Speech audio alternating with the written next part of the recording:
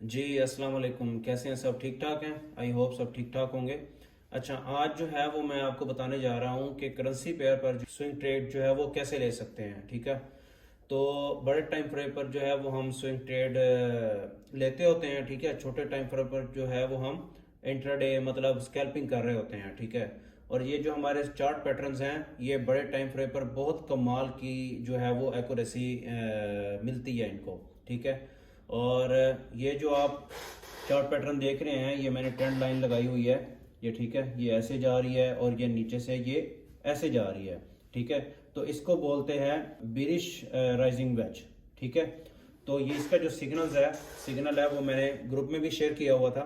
ठीक है, ये देख सकते हैं आप कि use small lot size because second time entry, क्योंकि ये पहले भी हमें प्रॉफिट दे चुका था तो हम सेकेंड टाइम इसलिए हम लोगों को जो है वो वार्निंग भी देते हैं कि सेकेंड टाइम जो है आपने स्मॉल लॉट साइज यूज करनी है ताकि जो है वो आपका जो अकाउंट है वो कभी भी किसी भी तरह जो है वो सिक्योर रहे, कभी भी वॉश ना हो। ठीक है, ये जो चीज़ है ना, हम अपने जितने भी हमारे साथ कम्युनिटी अटैच है उनको हम ये चीज़ें बड़ी अच्छे तरीके से अंडरस्टैंड करवाते हैं। ठीक है, तो ये सिग्नल में हमने दिया था 90,575 से 90,733।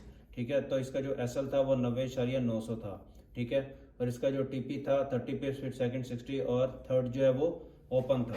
ठीक है, तो आए हम इसका जो है वो हम आपको दिखाते हैं कि ये वर्क कैसे करता है। ठीक है, ये आप देख रहे हैं इसका जो है वो हमने ट्रेंड लाइन लगाई और इसका जो है वो हमने रीटेस्ट पर जो है वो हमने सिग्नल भी दिया था इसका, और ऑलमोस्ट ये यहाँ से अगर हम इसको काउंट करें तो ये ऑलमोस्ट 300 पिप्स बनता है। ठीक है, ये आप खुद देख सकते हैं। ठीक हो गया। अच्छा, और इसका ये वर्क कैसे करता है वो हम आपको दिखाते हैं। ये देखें, ये मार्केट ऐसे जा रही है, ट्रेंड लाइन को टच कर रही है, फिर नीचे से इतना इसकी ये सपोर्ट है, ये रेजिस्टेंस है। ठीक है, मार्केट जो है इस ट्रेंड लाइन को प्रॉपरली जो है वो रिस्पेक्ट देती है। ठीक है, और इसका जो ब्रेकआउट है वो नीचे को होता है प्रॉपरली। ठीक है, राइजिंग वेज, इसको बिरिश राइजिंग वेज कहते हैं। ठीक है, इसने ब्रेकआउट दिया, ब्रेकआउट करने के बाद इसने रीटेस्ट किया और रीटेस्ट करने के बाद ये नीचे को जो है वो ड्रॉप होता है। चलें फिर हम यही चीज़ जो है वो हम यहाँ पर देखते हैं। ठीक है, अब ये देखें, ये मार्केट नीचे इस तरफ आई है, इसने अपने ट्रेंड लाइन को सपोर्ट दी है। ठीक है, फिर यहाँ से बाय हुआ है, फिर उसी ट्रेंड लाइन से रेजिस्टेंस है, ये फिर दोबारा नीचे सेल हुआ। सेल होने के बाद ये ऊपर जो है वो ब्रेक हो गया। अब ये ट्रेंड लाइन के बाहर जो है आप देख रहे होंगे कि आप सोच रहे होंगे कि ये तो इसका ब्रेकआउट हो गया, बट याद रखिएगा जो भी ट्रेंड लाइन जो कैंडल है वो अगर ट्रेंड लाइन से बाहर क्लोज होती है और उसी वक्त नेक्स्ट कैंडल जो है वो दोबारा अपने बॉक्स में आ जाती है, ट्रेंड लाइन के अंदर आ जाती है, तो उसको हम ना के ब्रेकआउट कहेंगे, हम उसको फेक आउट कहेंगे। ठीक है, ये चीज आपने अपने जहन में रखनी है। ठीक है, कभी भी भूलनी नहीं है।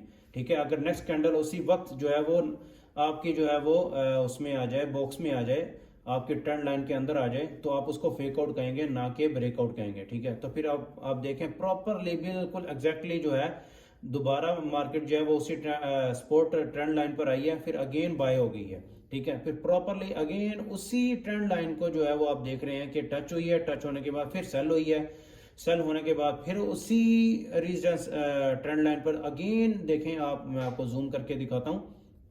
ये देखें प्रॉपर इसने जो है वो अपने ट्रेंड लाइन को रिस्पेक्ट दी है।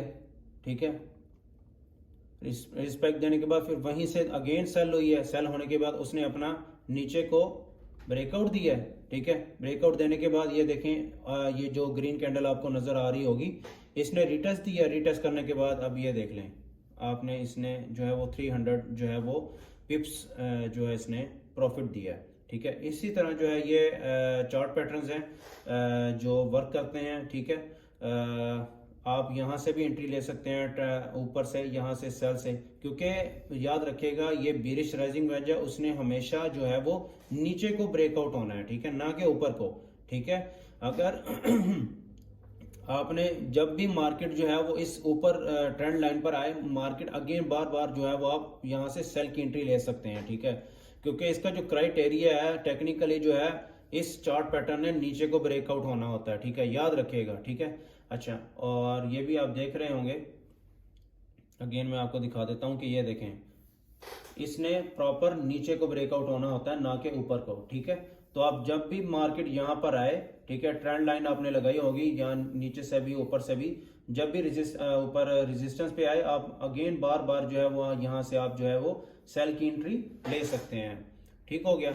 अच्छा, अब ये देखें आप प्रॉपर जो है वो, उसके बाद फिर हमने यहाँ से नीचे बाय का जो है वो सिग्नल दिया हुआ था, वो मैं आपको दिखाता हूँ।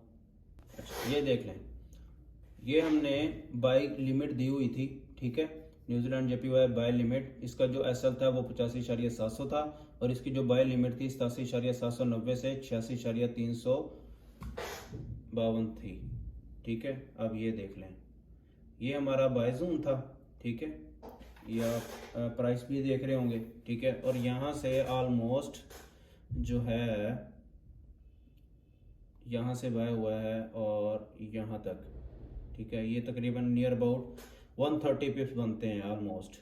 ठीक हो गया। तो इसी तरह जो है ये हमें लेवल टू लेवल चलना चाहिए। कमेंट में जो है वो लिंक हमारे ग्रुप का दिया हुआ है, ठीक है।